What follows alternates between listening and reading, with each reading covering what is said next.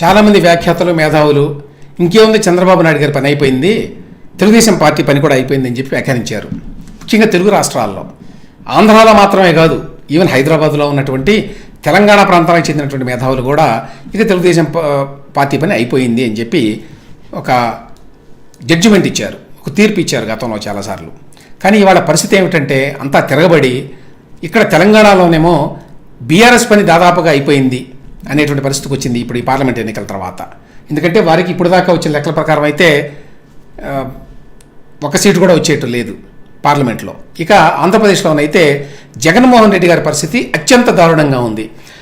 మరే అధికార పార్టీకి జరగనటువంటి అవమానం జగన్మోహన్ రెడ్డి గారికి జరగబోతోంది.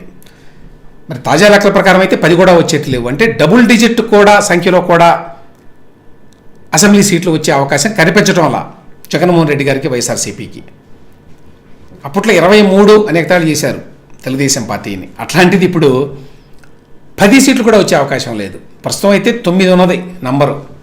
ఎంత అవమానకరం. అపోజిషన్ స్టేటస్ కూడా వచ్చే అవకాశం లేదు. 94లో ఎన్టీ రామారావు గారు కాంగ్రెస్గా గతి పట్టించారు. అప్పుడు కూడా అపోజిషన్ హోదా లేదు కాంగ్రెస్ పార్టీకి, అందుకనే అపోజిషన్ గ్రూప్ అని చెప్పి ఉన్నారు వాళ్ళు. ఇప్పుడు కూడా జగన్మోహన్ రెడ్డి గారు ఇంకొక 8 మందిని వేసుకొని అసెంబ్లీకి వెళ్ళి అపోజిషన్ గ్రూప్ అని చెప్పుకోవాలి. ఎందుకంటే యాక్చువల్గా అపోజిషన్ లీడర్కి ఆ స్టేటస్ ఉంటుంది. ఆ స్టేటస్ అంటే ఆయన క్యాబినెట్ ర్యాంక్తో సమానం. క్యాబినెట్ ర్యాంక్తో సమానమైనటువంటి హోదాలో ఉన్నటువంటి చంద్రబాబు నాయుడు గారిని గత 5 సంవత్సరాల్లో అసెంబ్లీలో జగన్మోహన్ రెడ్డి గారు ఎట్లా ట్రీట్ చేశారు, ఆయన ప్రభుత్వం ఎట్లా ట్రీట్ చేసిందనే తెలుసు. ఏంటి క్యాబినెట్ హోదా ఉన్నప్పటికీ ఇప్పుడు మరి జగన్మోహన్ రెడ్డి గారికి క్యాబినెట్ హోదా కూడా లేదు.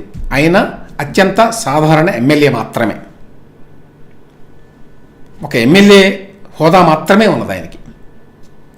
దాంతోపాటుగా ఇవాళ 9 మంది ఎమ్మెల్యేలతోటి వైఎస్ఆర్సీపీని ఈయన ఎట్లా కాపాడగలడు అనే పెద్ద ప్రశ్న జగన్మోహన్ రెడ్డి గారి ముందు, ఆ పార్టీ నాయకుల ముందు ఉన్నది. అదే సమయంలో ఈ పార్టీ పని అయిపోయింది, చంద్రబాబు నాయుడు గారి పని అయిపోయింది, ఆయన ముసలాడు అయిపోయాడు, ఆయనకు వృద్ధాప్యం మీద పడింది, ఆయన వల్ల కాదు పార్టీని నడపటం అన్నవాళ్ళు ఇవాళ చూస్తే పరిస్థితి ఎట్లా తిరగబడింది. ఆయన ఆంధ్రప్రదేశ్లో గెలవడం కాదు,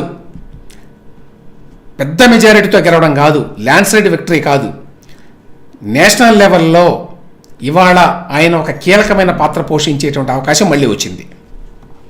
బహుశా ఇది విధి రాత అనుకోవాలి, ఐరనీ అనుకోవాలి. అసలు రాష్ట్రంలోనే అతిగతి లేదు అని చెప్పి చేయడానికి జగన్మోహన్ రెడ్డి గారు, వైఎస్ఆర్సీపీ వారితో మరి కలగలిసిపోయినటువంటి మేధావులు, వ్యాఖ్యాతలు ఎంత ప్రయత్నం చేసినా కూడా ఆయన చంద్రబాబు నాయుడు గారు ఉష్ట్ర పక్షిలాగా, ఫీనిక్స్ అంటారు ఇంగ్లీష్లో, ఆయన మళ్ళీ పైకి వచ్చాడు.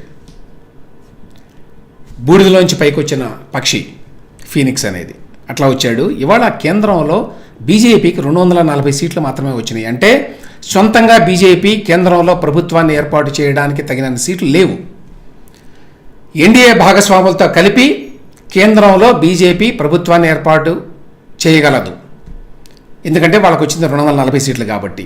మిగతా 50 సీట్లు భాగస్వామ్య పక్షాలకు వచ్చినాయి. ఈ భాగస్వామ్య పక్షాల్లో అన్నిటికంటే పెద్ద పార్టీ తెలుగుదేశం పార్టీ. ఆ తెలుగుదేశం పార్టీకి నాయకుడు చంద్రబాబు నాయుడు గారు. 16 సీట్లు ఇప్పటిదాకా వచ్చిన లెక్కల ప్రకారం 16 ఎంపీ సీట్లు వస్తున్నాయి.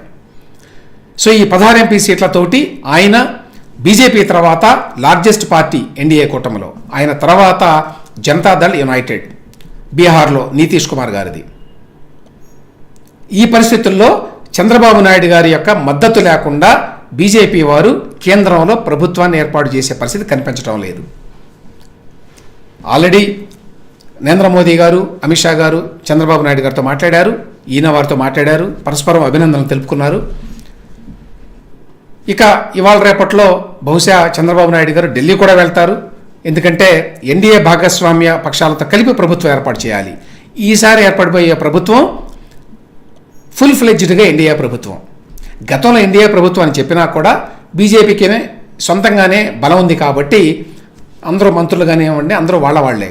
ఈసారి మరి తప్పనిసరిగా భాగస్వామ్య పక్షాల మద్దతు తీసుకోవాలి కాబట్టి వీళ్ళకు కూడా మంత్రివర్గంలో అవకాశం ఇచ్చేటువంటి పరిస్థితి ఉన్నది 2014లో జరిగినట్టుగా.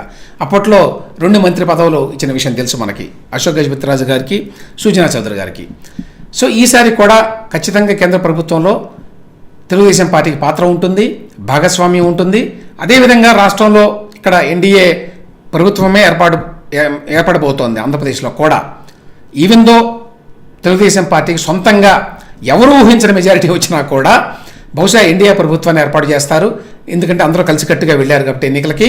ఆ సందర్భంలో బీజేపీకి, జనసేనకు కూడా మంత్రి పదవులు క్యాబినెట్లో ఉంటాయి.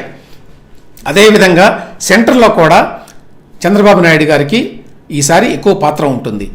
సో ఓవరాల్గా ఇందులో విషయం ఏంటంటే, ఆనాడు చంద్రబాబు నాయుడు గారి పని అయిపోయింది అని చెప్పి తీసి పారేసినటువంటి జగన్మోహన్ రెడ్డి, ఆయన పార్టీ, అదేవిధంగా చాలామంది వ్యాఖ్యాతలు, వాళ్ళతో పాటు చాలామంది మేధావులు, వాళ్ళతో పాటు హైదరాబాద్లో కూర్చున్నటువంటి చాలామంది తెలంగాణ ప్రాంతానికి చెందినటువంటి మేధావులు కూడా, వ్యాఖ్యాతలు కూడా కుట్టిపడేశారు.